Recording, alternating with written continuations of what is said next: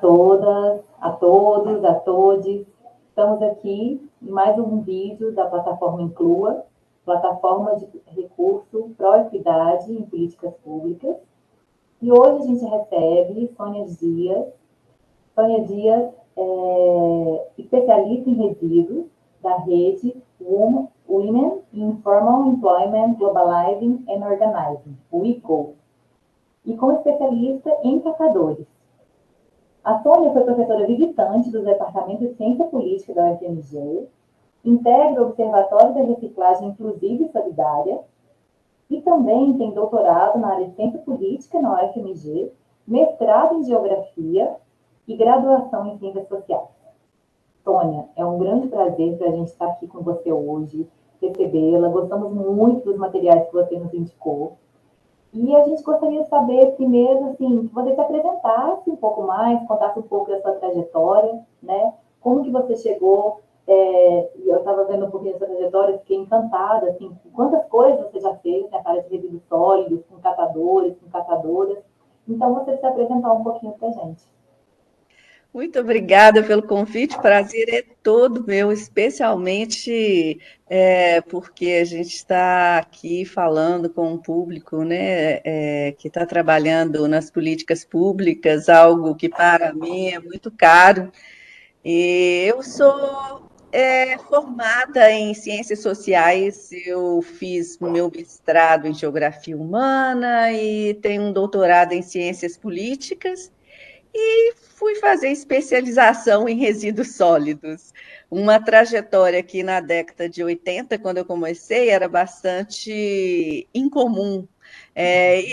Naquela época, eu cunhei um termo. Eu cunhei o termo de lixóloga, para tentar fazer sentido de uma trajetória profissional que fazia da interface entre os aspectos tecnológicos, né, dos resíduos sólidos, lixo, né, tem muita. Antigamente, principalmente, os componentes predominantes eram esses aspectos mais técnicos. E essa interface dos aspectos tecnológicos e dimensões socioculturais dos resíduos sólidos é o campo de atuação no qual eu me inseri no meados da década de 80. E eu fui introduzida neste tema dos resíduos sólidos a partir de uma experiência que eu tinha enquanto atuante profissional do governo do estado de Minas Gerais, no início da década de 1980, quando eu trabalhava num programa de urbanização de favelas. E foi no contexto desse programa, quando a gente estava fazendo o mapeamento participativo das principais demandas daquele aglomerado, que a questão da coleta regular de lixo, o direito a ter acesso à coleta regular de lixo dentro das favelas, surgiu como uma demanda daquele assentamento informal no qual eu trabalhava. Daquele momento em diante, parece que o mundo se abriu completamente para mim, porque eu fui fazer sentido da minha trajetória, enquanto a minha formação ali era, eu nem tinha feito mestrado e doutorado, fui fazer sentido da sociologia, fui entender como que o lixo ele tem uma forte interface com as questões da cidadania substantiva, e dali eu fui trabalhar mais tarde num outro programa, também ligado ao governo do estado. Eu trabalhei como pesquisadora da Fundação Centro Tecnológico de Minas Gerais, o CETEC, que não existe mais.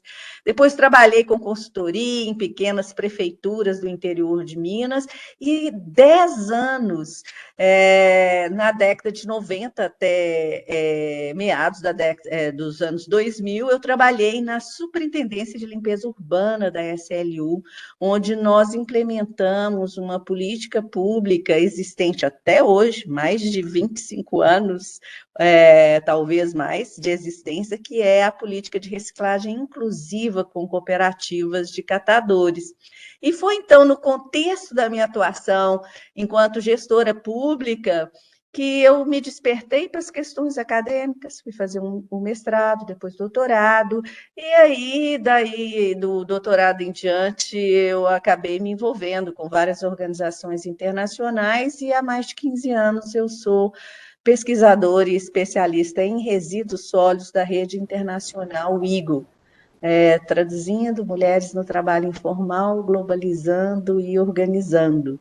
A gente trabalha com produção de pesquisas, estatísticas, advocacy no sistema ONU e outras organizações importantes, onde a gente precisa atuar para trazer as questões das demandas dos trabalhadores informais para a agenda, e também trabalhamos capacitando e dando apoio às organizações representativas dos trabalhadores informais, sindicatos de vendedores ambulantes, movimento nacional de catadores do Brasil, entre outras organizações espalhadas pela África, Ásia, América Latina, e também atuamos nas chamadas cidades do Norte Global. Que É um bom, pouco da minha trajetória. que trajetória bonita, que interessante também essa organização que você faz parte. Muito bom conhecer um pouquinho mais da WeGo. E, Sônia, então você trouxe aí, né, para a gente um pouco dessa trajetória. Eu queria que você falasse, especialmente para servidoras públicas, para os servidores que estão nos assistindo, que atuam seja na área de educação, na área de assistência social, na área da saúde, trazer um pouco mais, você já trouxe um pouco disso na sua fala inicial, mas um pouco mais dessa interface entre a área de resíduos sólidos, a área de catadores, a área de catadoras de materiais recicláveis e as políticas públicas. Quais que são as dimensões de pensar as políticas públicas envolvidas quando a gente fala de resíduo sólido, quando a gente fala de catadoras de materiais recicláveis? Eu acho que tem tudo a ver, né? Primeiro, eu acho que é só fazer uma ligação entre um tema que a gente ainda tem uma dificuldade de entender a sua ligação com as políticas, digamos, políticas públicas sociais e urbanas, que é a questão do lixo, né? Assim, o lixo tem uma profunda interface com a cidadania, e aqui eu estou falando da cidadania nos seus aspectos da cidadania substantiva, né? Ou seja, aquele conjunto de direitos que as pessoas, independentemente do status de cidadania formal, elas deveriam ter para usufruir de condições dignas. Então, se a gente pensa que a gente está aqui trabalhando com um tema que sempre foi muito importante, que é resíduos sólidos, o manejo adequado dos resíduos sólidos, hoje, mais do que nunca, em função das questões da agudização dos impactos das mudanças climáticas, da agudização da extensão da poluição plástica no mundo, o tema de resíduos sólidos ele é super importante. E aí, ele se conecta com o tema da questão da inclusão, da integração daqueles que vivem da coleta e ou da coleta dos resíduos chamados resíduos domiciliares ou da coleta dos resíduos recicláveis, e que são eles que sustentam. Se a gente pegar os dados, né, um estudo internacional mostrando a contribuição dos catadores no mundo, identificou que na coleta do plástico eles coletam mais de 58% dos resíduos plásticos. No entanto, quer dizer, eles têm uma contribuição muito grande aí para poder desviar, né, aquilo que seria lixo para a cadeia produtiva, né, para que seja reciclado, eles estão em situação de vulnerabilidade, porque eles, na cadeia de valor, né, na cadeia da reciclagem, eles são as pessoas que estão submetidas a riscos mais altos e aos ganhos mais precários, né? Existe uma profunda desigualdade na distribuição dos lucros na cadeia da reciclagem. Então, cabe. Outro dado importante para a gente fazer essa conexão com a política pública é pensar o que a economia informal representa hoje no mundo, né? A UICO trabalha com a OIT, a Organização Internacional do Trabalho, e a gente produz um relatório que ele é uma referência que mapeia a situação da economia informal, e os nossos dados juntos com a OIT apontam que mais de 61% da população trabalhadora no mundo está na economia informal. Em alguns países, isso como Gana, por exemplo, isso chega a mais de 80%. Então, aí a gente fica pensando, né? Mas então, se a maioria dos trabalhadores estão na economia informal, nós vamos produzir políticas públicas para quem? Para a minoria ou para a maioria? Então, eu acho que é muito importante essa temática do lixo e da cidadania, para que a gente possa produzir políticas públicas adequadas que levem em consideração que o trabalho informal ele é parte integrante da economia global e que a gente precisa elaborar políticas urbanas, políticas de resíduos sólidos, políticas ambientais e políticas sociais que a gente tenha apoio a um maior índice de reciclagem, de reuso e reutilização nas cidades, para que a gente tenha também a elaboração de sistemas de proteção social adequadas que protejam esses trabalhadores, né? Então,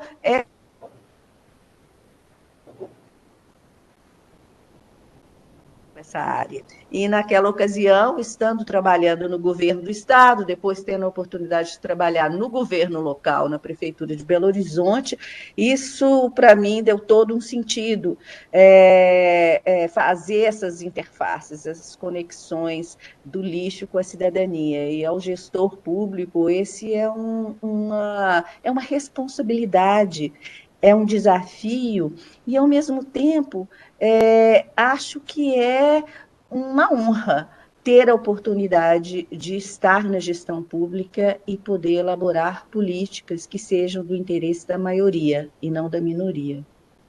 Muito bom, Sônia, muito bom. E para apoiar essa gestora, esse gestor público a elaborarem políticas que sejam justamente para a maioria e não para a minoria, levando em consideração todos esses aspectos que você trouxe para nós aqui agora, você nos indicou 3 recursos, né, que já estão na plataforma Inclua, já estão na nossa biblioteca. O primeiro deles é a cartilha Mulheres Catadoras, discutindo a autonomia das mulheres e transformando as relações com os homens, que eu gostei muito, eu achei super bonito, super bem produzido, assim, e com questões super importantes. O segundo foi um toolkit acadêmico ativista do projeto de gênero, intitulado Repensando as Relações de Gênero na Catação, Educação Popular e Academia Engajada, que é super útil, com vários recursos de vídeo, de áudio, né? Eu também gostei bastante. E uma nota estatística sobre os catadores no Brasil, intitulado Visibilidade nas Estatísticas Oficiais, é um marcador de reconhecimento dos catadores e das catadoras. Você pode falar para a gente um pouco mais sobre cada um desses recursos, como que a gestora e gestor público pode utilizar, usufruir melhor desses recursos? Sim, bem, os 2 primeiros são como que recursos que um fala com o outro, né? Tem uma complementaridade. Todo o trabalho que nós fazemos, ele passa por né? A gente trabalha muito no marco da pesquisa, ação, ou da pesquisa engajada. Então, nós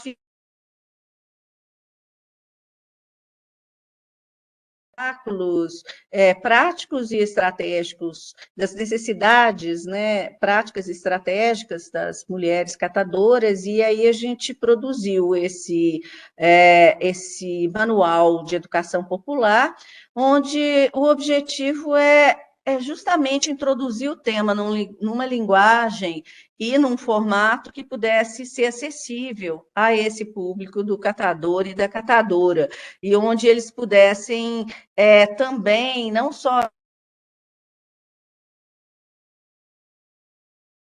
da importância do empoderamento das mulheres nesse setor, mas também tivessem orientações genéricas para a elaboração de planos de ação para lidar com a questão da desigualdade no setor, e onde buscar ajuda em termos de recursos pedagógicos e metodológicos.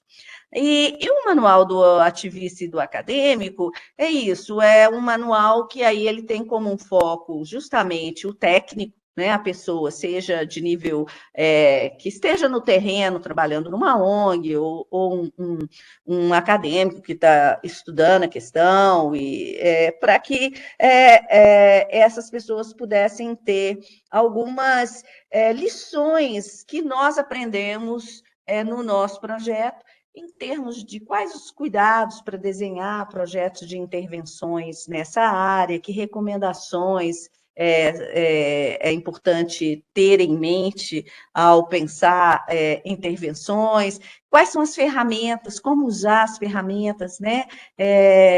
Que dinâmicas participativas podem ser utilizadas em projetos ligados à questão de gênero e empoderamento. Então, nosso terceiro recurso, ele é uma publicação, ele é uma nota estatística. Nós, na UIGO, temos um programa de estatística, nós trabalhamos em parceria com a OIT, a Organização Internacional do Trabalho, há muitos anos, produzindo estatísticas sobre a economia informal. E, no caso dos catadores, o Brasil se encontra numa situação relativamente privilegiada, porque desde a criação da ocupação na CBO, que é a Classificação Brasileira de Ocupações, a ocupação de catador passou a ter um número, e esse número, com isso, né, com a criação da ocupação, a PNAD, né, a Pesquisa Nacional por Amostragem Domiciliar, passa, então, a documentar a ocupação. E em 2008, junto com uma colega, Helena Crivellari, e um outro colega, o Guilherme Pena, nós produzimos pela primeira vez um artigo pesquisando esses dados disponíveis na nossa base de dados do IBGE, notadamente a PNAD e também a RAIS, que é a Relação Anual de Informações Sociais. Isso gerou um artigo lá em 2008, e agora, mais recentemente, no ano passado, nós, numa parceria com o IRD, que é o Instituto Francês de Pesquisa pelo Desenvolvimento, nós fomos, então, nos debruçar sobre os dados mais atuais e produzimos esse resumo estatístico que foi publicado agora em 2020. A gente traz uma evolução dos catadores em termos de número, analisa quais são os dados sociodemográficos e econômicos, e acho que isso é uma questão muito importante. Nós temos que produzir políticas públicas a partir bem embasadas, né? E esse é um recurso que a gente tem muito carinho por ele, a nota estatística. Uhum. Essa nota estatística, Sônia, vocês trazem uma série de dados realmente sobre os catadores e os catadores, e chama muita atenção a questão das mulheres, né? Das mulheres na catação. Assim. Primeiro que entre os cerca de 280 mil catadores e catadoras no Brasil, as mulheres são minoria. Então, são cerca de 30%, né? Mas, quando a gente vai analisar alguns dados que vocês trazem nessa nota estatística, tem uma série de diversidades na situação delas, mas desigualdades também. E uma desigualdade que me chamou muita atenção foi em relação aos rendimentos das mulheres. Então, mais mulheres ganham rendimento proporcionalmente inferiores aos rendimentos dos homens. Né? Então, vocês trazem aqui o dado desagregado de 2019, e cerca de 68% dos catadores oferiam menos de um salário mínimo por mês. Mas quando a gente vai observar isso entre as mulheres e entre os homens, entre as mulheres esse percentual era 76,8%, então seria menos de um salário mínimo por mês. E entre os homens, 63,9%. Por outro lado, quando a gente vai observar também os maiores rendimentos, são proporcionalmente os homens que oferem os maiores rendimentos também. E aí, Sônia, vocês trazem também esse recurso que é a cartilha para as mulheres, né? E lendo a cartilha, eu observei que ele foi oriundo de um projeto de formação em gênero para catadoras. Então, eu queria que você contasse um pouco para a gente, assim, sobre como que se dá esse processo de desigualdade de gênero dentro desses, né, de todo, não só do movimento de catadores e catadoras, mas da realidade de catadores e catadoras, que é uma realidade diferente também, né? Tem vários tipos de situações em que os catadores se encontram. E por que surgiu esse projeto de igualdade de gênero e, a partir dele, essa cartilha? Contar um pouco para a gente dessa história também. Obrigado pela pergunta. Eu queria fazer uma. É curioso, né? Porque os dados, a nota estatística, né? O que acontece? Nós fizemos a consulta à base de dados do IBGE, a PNAD é uma pesquisa de amostragem domiciliar, e ela não atinge, ela não alcança aquelas pessoas que trabalham na ocupação e que moram nas ruas ou que moram nos lixões a céu aberto, né? Os lixões a céu aberto, quando os municípios que não têm um manejo adequado dos seus resíduos através de um aterro sanitário, tem esses espaços, né, grandes espaços abertos, onde o lixo é jogado, nenhum cuidado ambiental de tratamento, né, é realizado ali. E ali você tem muitas pessoas que trabalham recolhendo material reciclável. Então, eu queria fazer essa ressalva, que a PNAD, ela não dá conta de atingir esse público. Outro aspecto que eu acho interessante, e aí se refere à questão das mulheres, é que enquanto a gente pensa que as mulheres aí na PNAD elas aparecem com um número menor, né? Nas cooperativas, que é onde eu trabalho já há muitos anos, a gente trabalha com um universo diferente.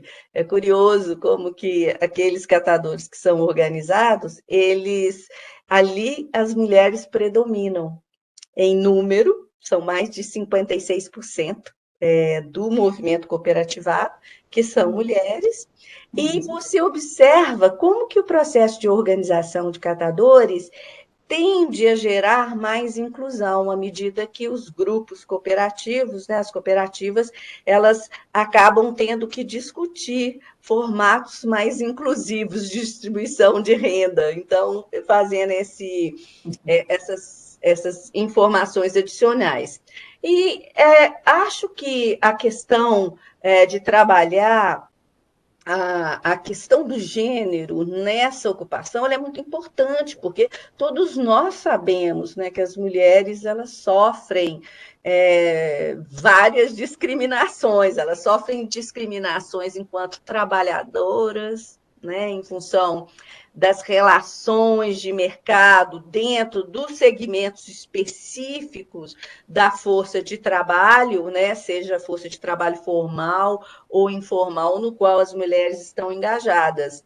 Elas sofrem discriminações em relação à posição estrutural em termos de classe, de raça, de etnia, ou casta em locais, países como Índia, onde sistemas de castas existem, e as mulheres sofrem discriminações como mulheres, né, em função de toda a dinâmica cultural que estabelece as normas, as relações de gênero no lar, no trabalho, né, que trazem constrangimentos à autonomia das mulheres. E é curioso, porque quando a gente pensa, como eu falei, que dentro do movimento cooperativado, né, de cooperativas, existe uma predisposição maior, pelos próprios princípios do cooperativismo, à igualdade de gênero. No entanto, o que nós observávamos, eu milito nessa área, tanto como pesquisadora como ativista, desde a década de 80, a gente observava que mesmo dentro do movimento cooperativista, existiam inúmeras discriminações que as mulheres catadoras sofriam dentro do seu próprio movimento. E foi isso que nos instigou, junto com as catadoras do Movimento Nacional de Catadores de Recicláveis, o MNCR, a iniciar esse projeto há 10 anos atrás,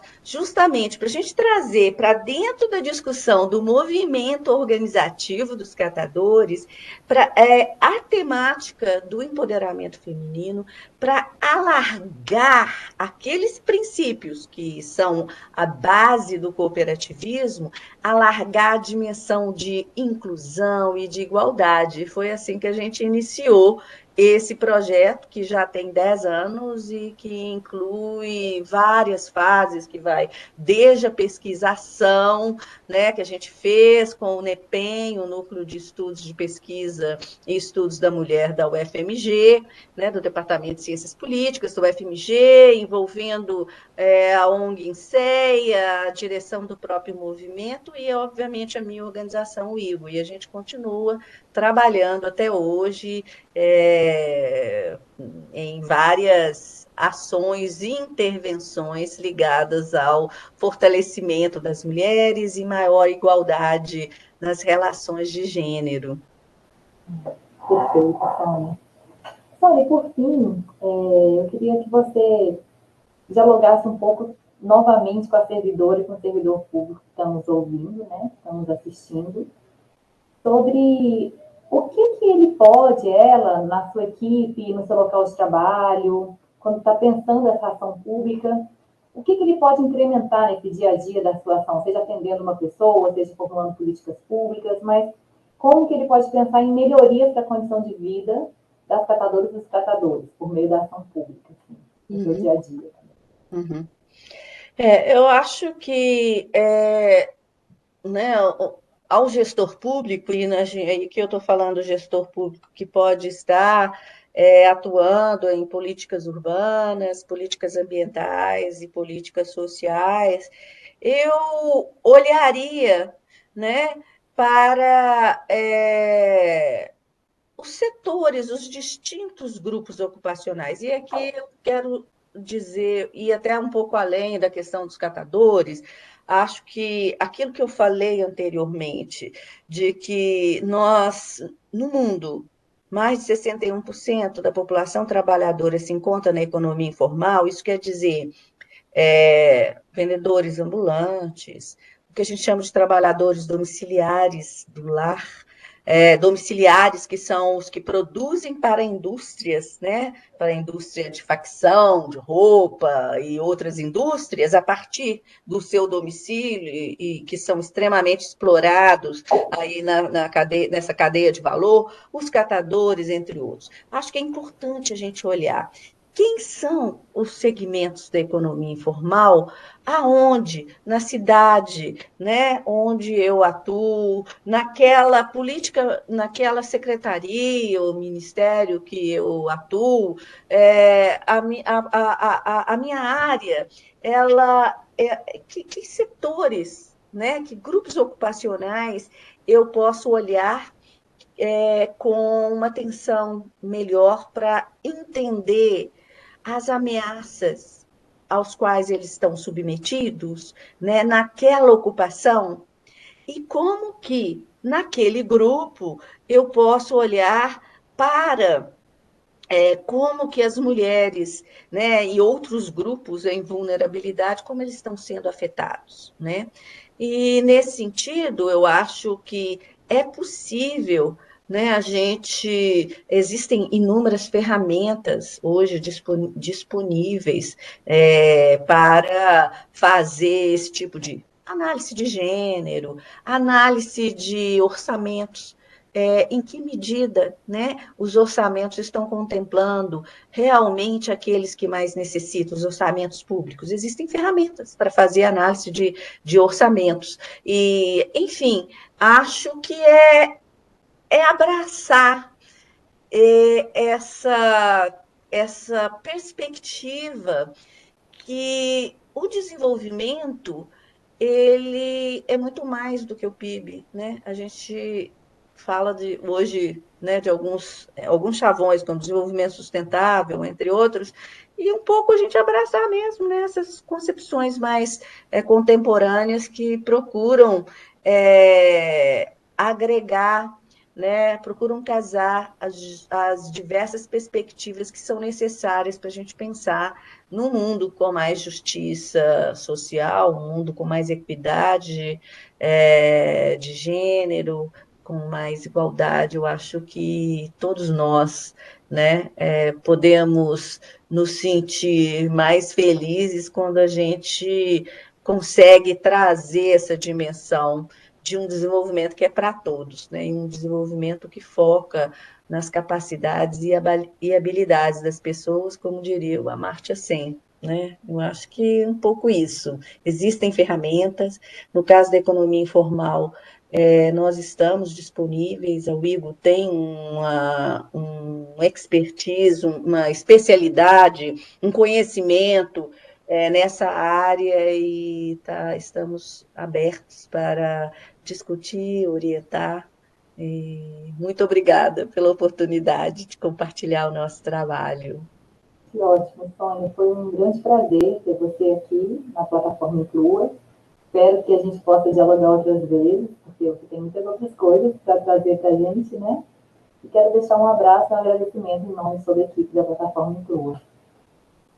Muito obrigada, Obrigada. Carolina. Um grande abraço.